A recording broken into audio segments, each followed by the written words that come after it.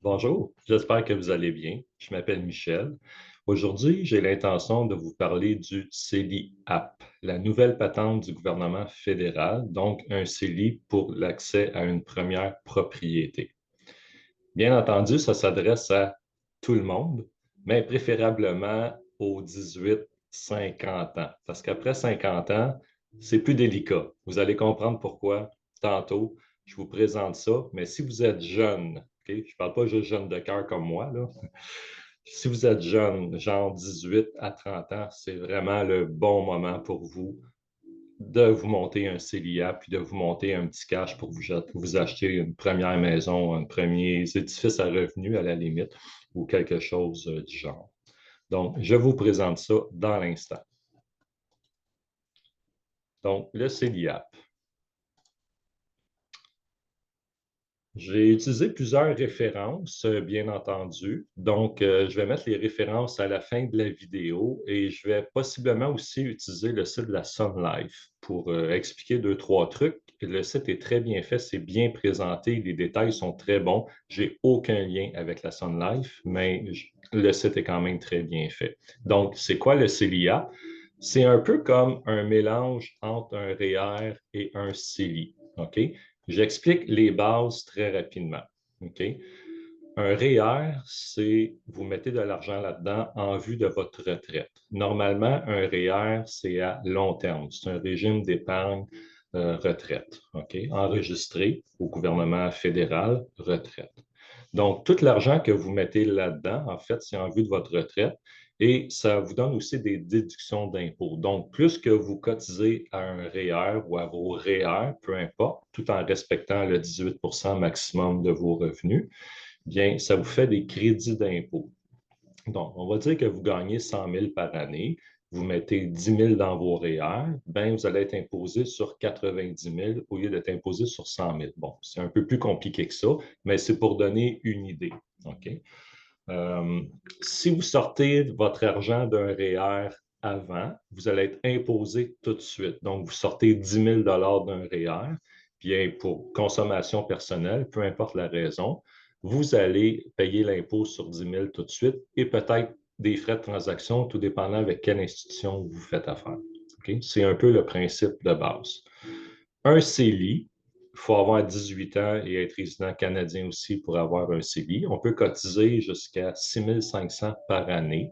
Donc, ça peut aller à un assez gros montant. Normalement, sur vos relevés de Revenu Québec, c'est indiqué à l'arrière combien le maximum vous pouvez cotiser pour vos REER et pour vos CELI. Il ne faut pas dépasser, sinon il y a des frais de 1 par mois en général qui vont s'appliquer si vous dépassez le quota. Je ne veux pas rentrer dans ces détails-là pour l'instant. Mais le CELI, lui, vous mettez de l'argent dedans à l'abri de l'impôt, que ce soit de l'argent d'investissement, du trading, si vous faites de la bourse, des choses comme ça. Et quand vous le sortez, bien, vous n'êtes pas imposé. Vous pouvez sortir l'argent tant que vous voulez dedans. Il n'y a aucun problème. C'est fait pour ça. Sauf que vous devez attendre plus ou moins un an avant de la remettre dedans ou faire attention de ne pas dépasser votre quota non plus si vous remettez l'argent dedans avant un an ou tout de suite après. Le CELIAP, c'est un peu un mélange des deux, je vous dirais. C'est un CELI qui vous permet d'acheter votre première maison ou une autre maison après, on va dire 5 ans. Bon, il y a des détails qui ne sont pas mentionnés ici. Le CELIAP, vous pouvez aussi le joindre avec le RAP, le régime d'accès à la propriété, donc le programme RAP aussi, qui est pris d'un REER. Je vais expliquer un peu tantôt. Et ça vous permet de sortir l'argent dans le but d'acheter une première maison ou une maison à revenu, peu importe, un condo, sans avoir à rembourser ensuite. Parce que si vous prenez l'argent de vos REER pour acheter une première maison, donc vous passez par le programme RAP, bien, vous avez 15 ans normalement pour rembourser, ce qui ne sera pas le cas avec un CELI app. Donc, droit de cotisation, 8 000 par année et 40 000 à vie.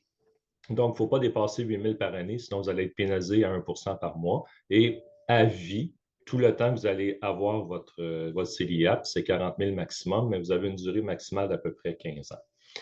Les droits annuels, vous pouvez reporter vos montants. OK? Les cotisations sont déductibles aux fins d'impôt. Donc, ce qui est le fun avec ça, normalement, un CELI, on va dire que vous faites encore 100 000 par année, vous mettez 10 000 dans votre CELI, bien, vous allez être imposé sur 100 000 quand même. Vous ne serez pas imposé sur 90 000, comme si vous aviez mis votre argent dans un REER. OK? Mais avec le CELIAP, c'est différent. La cotisation va être comptée comme une déduction d'impôt. Vous pouvez aussi retirer l'argent et vous ne serez pas imposé. Donc, quand vous sortez de l'argent d'un CELI, vous n'êtes pas imposé dessus. Vous sortez l'argent comme un compte d'épargne, ça finit là. Mais si vous sortez l'argent d'un REER avant vos 71 ans, là, vous allez être imposé tout de suite dessus. Avec le CELIAP, il n'y a pas ce problème-là. Puis, vous pouvez combiner, on peut combiner en fait le CELIAP et le RAP pour acheter une maison. Donc, vous avez besoin, je ne sais pas, de 50, 60, 70 000 de cash down pour acheter une maison. Vous pouvez mixer les deux.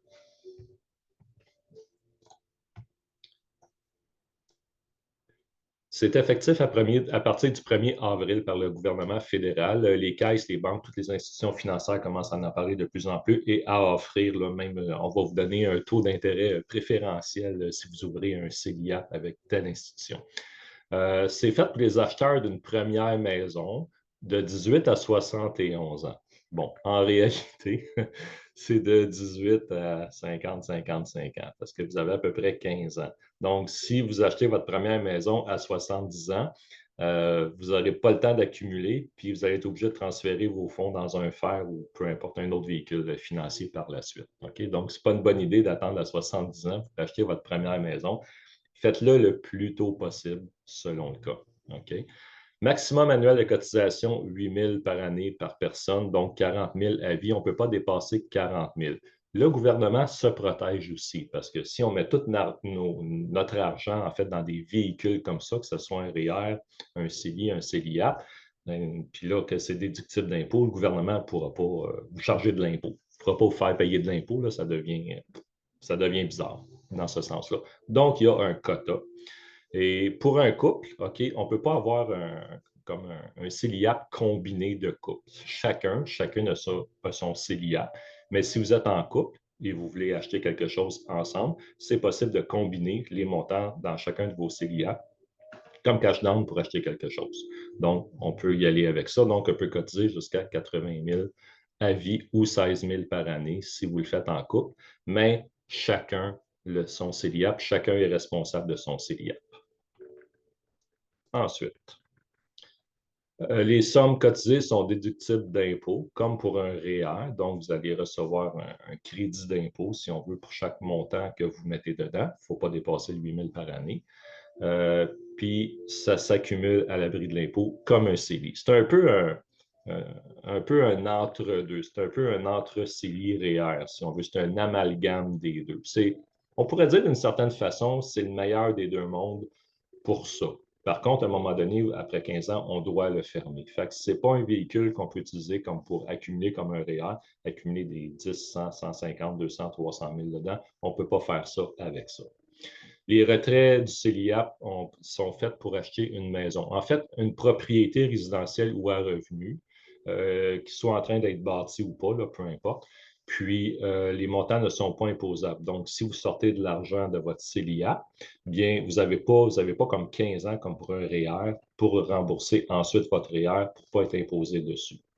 Donc, un REER, si vous sortez de l'argent d'un REER pour acheter une maison, si vous ne remboursez pas, le gouvernement va, si on va dire, vous seriez censé rembourser 2 000 à 3 000 par année sur 15 ans, bien, le gouvernement va dire, tu fais 100 000 par année, bien, OK, je vais t'imposer sur 102 ou 103 000 par année parce que tu n'as pas remboursé ton REER après les 2 ans que tu as acheté ta maison. Sans rentrer dans ces détails-là, mais si vous faites affaire avec une institution financière, ils vont tous vous donner les détails là-dessus. Okay? Mais c'est vraiment un entre-deux, c'est vraiment comme pour ça le meilleur monde entre les deux. Donc, c'est plus avantageux sur le plan fiscal, bien entendu. En plus que vous avez les cotisations sont déductibles, vous avez des crédits d'impôt. Okay? Les retraits ne sont pas imposables. Donc, dans un REER, les retraits sont imposables tout de suite. OK? Dans un CELI, il n'y a pas d'imposition. Quand vous sortez dans un CELIAP, il n'y en a pas non plus. Principe de base, je m'excuse pour la présentation. Je l'ai faite pour un autre organisme, mais bon, je la fais là. C'est un peu gros, mais bon. Le CELIAP sera offert aux résidents du Canada âgés d'au moins 18 ans. Donc, on doit avoir 18 ans, on doit avoir un numéro d'assurance sociale, on doit être résident canadien, OK, qui n'ont jamais été propriétaires d'une maison au cours des 4 dernières années civiles précédentes. Je pense que c'est possible, par contre, quand ça fait plus que 5 ans que vous avez déjà vendu, on dit que vous avez vendu, vous êtes retourné à loyer pour un certain temps, et là, après 5 ans, vous voulez racheter quelque chose, c'est possible. Moi, je l'ai fait aussi avec le RAP, ma deuxième maison. Je l'ai fait aussi avec le RAP parce que le CELIAP n'existait pas dans ce temps-là. Plafond à vie de 40 000, une différence à souligner par rapport au CELI et au REER, bien entendu, entre les deux. Pour le CELIAP, le report des droits de cotisation inutilisés ne sera pas permis et le compte devra être fermé après 15 ans. Ça veut dire que si vous ouvrez votre CELIAP à 50 ou à 55 ans, on va dire à 50 ans, ben, vous pouvez aller jusqu'à 65 ans. Mais tu sais, normalement, c'est rare les gens qui vont acheter une maison à 65 ans. C'est plus le temps de prendre la retraite, de se reposer puis de profiter de la vie. Ceux qui peuvent le faire, bien entendu. Okay? Donc, ce n'est pas une bonne idée d'ouvrir ça tard dans la vie. C'est le fun d'ouvrir ça avant 30-35 ans, maintenant que le gouvernement fédéral en donne l'opportunité. Je m'en allais dire, y a-t-il des questions? Il y en a peut-être, mais je ne pourrais pas vous entendre.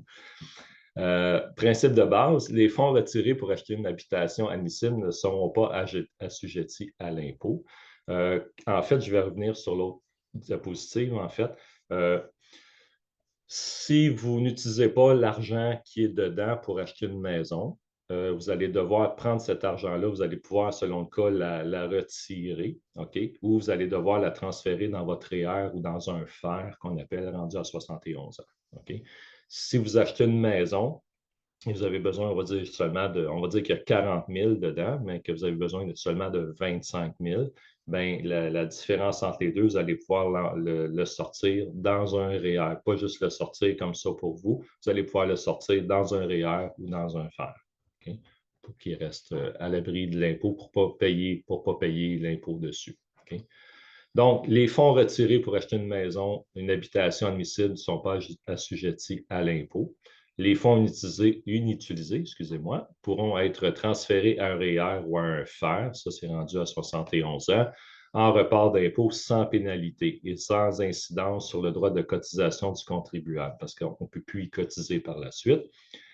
Les retraits effectués à d'autres fins vont être imposables. Donc, tu dis, je vais aller piger, je vais m'acheter un auto, je vais faire un voyage, je vais aller piger dans mon CELIAP. Bien, si vous retirez 10 000 ou 15 000 dedans, puis que ce n'est pas pour acheter une maison ou que ce n'est pas pour transférer dans un REER ou dans un FER, on va vous imposer tout de suite au taux actuel du Canada et du Québec, vu qu'on est au Québec, sur le taux d'imposition. Je ne rentrerai pas dans le tableau comparatif. Vous pourrez, de toute façon, je vais mettre cette présentation-là à PDF disponible, vous pourrez cliquer dessus et aller voir les comparatifs et les différences, OK? Parce qu'il y en a beaucoup, je ne veux pas rentrer là-dedans dans cette courte présentation-là. Les avantages et les désavantages du CELIAP, OK? Il permet aux citoyens canadiens de s'organiser dans le but de garantir la disponibilité des fonds suffisants pour assurer l'acquisition de leur première propriété ou d'une propriété plus tard. Ce n'est pas mentionné directement, mais attendez que votre institution financière vous le confirme, là. Mais techniquement, si ça fait plus que 5 ans, vous avez vendu, vous êtes retourné à loyer, peu importe, vous pourriez avoir le droit de l'utiliser si ça fait moins que 15 ans pour vous racheter une maison, sous toute réserve. Puis, en effet, le compte d'épargne libre d'impôt pour l'achat d'une première propriété permet d'économiser jusqu'à 40 000 pour un investissement immobilier. Donc, c'est mieux, c'est un petit peu plus que le 5 000 qu'on peut utiliser pour ce qu'on appelle le RAP, le régime d'accession à la propriété du REER. Okay? Donc, c'est un petit peu plus, c'est plus privilégié, si on veut, dans ce sens-là. C'est plus généreux. Les désavantages, par contre, c'est sûr qu'il y a des avantages. C'est un compte d'épargne libre d'impôt qui peut être utilisé juste une fois. Vous ne pouvez pas. En fait, vous pourriez ouvrir plusieurs CELIAP dans différentes institutions. OK? Par contre, on ne peut pas dépasser le quota de 40 000 total ou de 8 000 par année, peu importe le nombre que vous en avez. C'est un compte enregistré au gouvernement fédéral. Donc, le gouvernement fédéral sait il y a combien d'argent dans tous vos comptes, dans ce sens-là. Et il le sait, je vous le dis, il le sait. OK?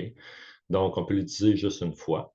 Un autre inconvénient de ce compte, c'est on ne peut pas rester opérationnel. En fait, il va rester opérationnel seulement 15 ans. Fait que vous avez 15 ans pour vous décider, ou en bon québécois, pour vous déniaiser pour acheter votre première maison, s'il y a moyen. Sérieusement, c'est ça. Vous avez 15 ans pour faire une transaction pour un cash down ou quelque chose pour une maison ou un édifice quelconque. Euh, Par exemple, lorsque vous ouvrez un compte d'épargne libre quand vous avez vos 18 ans, vous devez utiliser les fonds pour votre premier investissement immobilier au plus tard lorsque vous aurez 33 ans. Fait que vous avez 15 ans de jeu, à peu près. C'est pour ça que ce n'est pas une bonne idée d'ouvrir ça à 50, 55 ans, 60 ans, dans ce sens-là. Il est en général conseillé de commencer un CELI régulier et d'ouvrir un CELIA à 25-30 ans afin de réaliser l'acquisition de votre maison principale, de votre principal logement lorsque vous aurez 40-45 ans. En fait, c'est toujours bon d'avoir un REER, de toute façon. Idéalement, l'argent que vous mettez dedans, vous ne touchez pas jusqu'à vos 70 ans et quelques, jusqu'à 71 ans, on va dire. C'est une bonne idée d'avoir un CELI si vous avez des jeunes à la maison. Quand je parle de jeunes, je parle en 18 et 30 ans, plus ou moins, qu'ils soient à la maison ou pas, peu importe, qui puissent ouvrir leur propre CELI à leur nom et commencer à mettre de l'argent dedans, à cotiser. Bon, tous les CELI ne sont pas bons. Les CELI des banques et des caisses, c'est pas qu'ils sont pas bons, mais il y a mieux que ça. J'en ai déjà parlé dans d'autres vidéos. Je pourrais en reparler éventuellement dans les prochaines vidéos. Je vais probablement aussi parler de la crypto-monnaie éventuellement aussi. Mais c'est un gros dossier, la crypto-monnaie dans ce sens-là. Il y a beaucoup d'enjeux par rapport à ça, mais très intéressant d'un autre côté. Ici, questions et réponses. Je vais y aller très rapidement, mais de toute façon, vous allez avoir accès au PDF par la suite. Donc, puis-je transférer les fonds d'un REER vers un CELI app? Oui, vous pouvez le faire. OK. L'inverse se fait aussi. OK. Quelle est la limite de temps pour utiliser les fonds de mon CELI app? Vous avez 15 ans normalement pour l'utiliser. OK. Après ça, il faut le fermer si vous ne l'avez pas utilisé. Et s'il y a de l'argent dedans, la seule façon de ne pas payer de l'impôt dessus, c'est de retransférer ça. Je pense que vous pouvez le retransférer dans un CELI ou dans un REER, tout simplement, ou dans un FER si vous êtes rendu à 71 ans. C'est un peu technique, mais c'est comme ça. Est-il possible de retirer plus qu'à 40 000 dans un CELIA? Techniquement, non, vous ne pouvez pas, mais vous pouvez faire des retraits. Ici, en raison, en fait, des avantages fiscaux que procure ce véhicule d'investissement, le rendement généré par ce compte d'épargne est libre d'impôt. Donc, en fonction de vos stratégies d'investissement et de profits réalisés, il est possible de faire un retrait supérieur au total des apports à condition que vos investissements rapportent. Si vous n'avez un deuxième, si vous avez un CELI ou un REER, c'est possible de le faire. Techniquement, vous ne pouvez pas dépasser le 40 000 qui est dedans. Okay? Mais ça, encore là, quand vous allez l'ouvrir, c'est voir avec votre institution financière. Il y avait des règlements là-dessus qui ont été changés dernièrement au niveau de pouvoir utiliser le CELIA et le RAP en même temps pour pouvoir mettre une plus grande mise de fonds sur une maison. Ce n'était pas possible. Maintenant, il y a quelques semaines, là, la décision a été changée. Maintenant, c'est possible. Fait que ça se peut que ça rechange entre-temps. Puis-je cotiser au CELIAP de mon conjoint ou de mon enfant? Techniquement, non, vous ne pouvez pas. En fait, oui et non. Vous donnez de l'argent à votre enfant, puis votre enfant le prend, ou votre conjointe le prend, puis il le met dans son CELIAP, tout simplement. C'est un peu comme on décide de mettre de l'argent dans le compte de banque de quelqu'un, on fait un virement ou autre, mais il n'y a pas une façon de cotiser dedans pour que vous ayez une déduction d'impôt ou tout ça. Ça ne fonctionne pas comme ça. Si vous voulez rendre service à vos jeunes, si vous avez des jeunes, bien, vous leur faites un beau chèque, puis eux ou un virement, peu importe, un beau cadeau, puis ils vont prendre cet argent-là ou ce chèque-là, ils vont le déposer eux-mêmes dans leur compte à eux. Okay? Ici, c'est plus ou moins clair, là, mais sur le lien de l'autre diapositive, si vous allez cliquer dessus, c'est expliqué plus en détail. Donc, la différence un peu entre un REER et un CELI. Donc, ça donne un peu les différences là où ça se rejoint et là où c'est différent. Ici, on va parler du CELIAP par rapport au programme RAP pour le régime d'accès à une propriété. Donc, les différences un peu entre les deux ici. Donc, je ne réexplique pas, mais ça vous donne à peu près une idée. Donc, ici, c'est 35 000 par conjoint. Ici, ce n'est pas de maximum direct, mais plafond de cotisation, c'est de 40 000 comme tel. OK? Fait que c'est limité à ça. Et pour le reste, vous avez 15 ans ici. Ici, ben, vous avez toute la vie. Il y a quelques différences ici, mais si à un moment donné, vous avez une transaction à faire dans ce sens-là, oui, je suis en mesure de répondre à la majorité de vos questions, mais sinon, c'est l'institution financière qui va être le mieux placée, tout dépendant à laquelle vous allez l'ouvrir. Et j'ai mis quelques fichiers sources, donc quelques liens, en fait, qui en parlent ici, qui en parlent assez bien, donc les règlements, les lois face à ça. Je n'ai pas mis nécessairement les sites des banques et des caisses, mais sur tous les sites des banques, peu importe la banque ou la caisse avec laquelle vous faites affaire, faites une recherche CELIAP ou appelez votre conseiller, conseillère, là, si vous faites affaire avec une institution comme ça, et ils vont pouvoir vous conseiller pour ça. Mais un des sites que je trouve qui est où ce que c'est le mieux expliqué, c'est celui de la Sun Life. Lui, il y a quand même beaucoup de choses intéressantes là-dessus, mais celui de la Sun Life, je l'aime bien. Je vous le présente à l'instant. C'est celui-là, ici. Donc, ça l'explique un peu c'est quoi le CELIAP. Donc, je ne vous lirai pas tout ça, bien entendu. Vous êtes capable de le lire. Mais vous allez pouvoir lire un peu c'est quoi, les explications, comment le fonctionnement, qui peut participer, cotiser à ça. Les différentes questions, donc les questions fréquemment posées, si on veut le dire en français. Donc ici, si vous cliquez sur le lien, ça va vous donner les réponses ici. Okay? Donc c'est bien intéressant, je trouve, de la façon que c'est fait. L'explication de la cotisation, comment ça fonctionne. Okay? Et toutes sortes de questions que les gens vont se poser, ils ont déjà mis les réponses ici. Donc, c'est vraiment. Donc, je me suis basé aussi en partie là-dessus pour monter mon petit PowerPoint. OK? Si vous avez les enfants, cotisez, tout ça, les réponses sont là. Faire des retraits, qu'est-ce que ça implique si vous faites des retraits dans votre CELIAP ou des retraits qui seraient différents pour acheter une maison ou pour investir. Donc, des retraits pour des raisons personnelles, on va dire. Si vous avez un enfant, faites ça dans un CELI normal, un CELI standard normal, c'est fait pour ça, justement. Mais si vous voulez rendre service à quelqu'un, si vous êtes en moyen, faites un beau chèque à la personne, que la personne puisse comme se lancer dans la vie, puis selon le cas de propriétaire tout de suite. Je sais qu'il y a des circonstances que c'est plus rentable d'être locataire. En effet, ça coûte moins cher et c'est mieux, c'est plus rentable, mais il y a beaucoup d'autres cas que c'est préférable d'être propriétaire pour différentes raisons. Quand on fait des retraits du CELI-App, voici c'est quoi le plafond, c'est quoi les règles face à ça. Si je n'achète pas une maison ou un édifice, qu'est-ce qui arrive avec ça? OK? Et tous les détails face à l'argent avec ça. OK?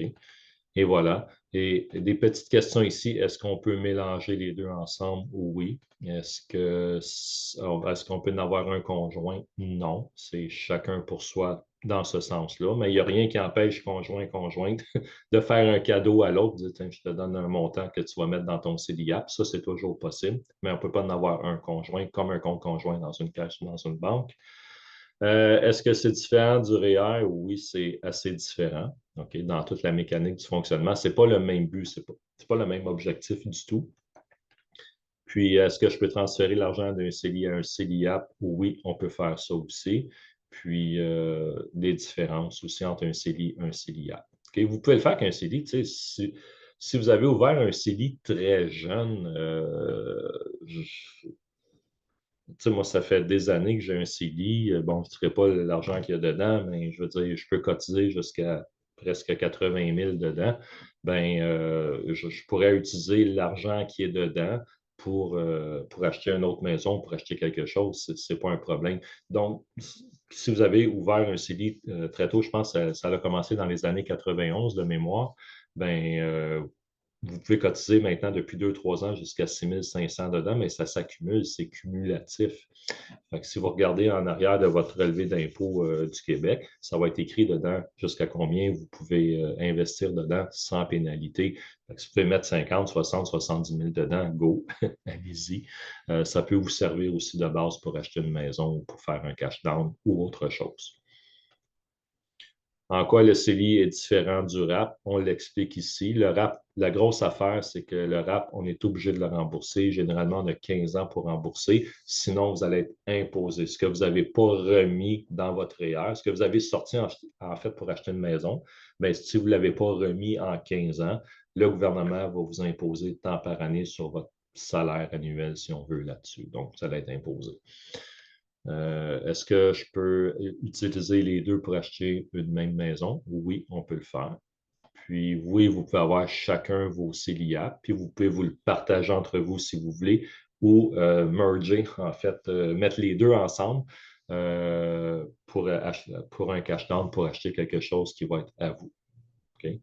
Là, il y a des règlements, je ne rentrerai pas là-dedans. Si vous n'êtes plus résident du Canada, qu'est-ce qui se passe avec ça? Ou quelqu'un qui vient d'arriver au Canada qui n'a pas son statut de résident, là, il y a des lois, il y a des règlements par rapport à ça. Et voilà, c'était la petite vidéo sur le CELIA. Si vous avez des questions, vous savez quoi faire, mais les meilleures personnes pour répondre à vos questions vont être normalement votre institution financière. Sur ça, bien, je vous souhaite une belle soirée, puis à la prochaine.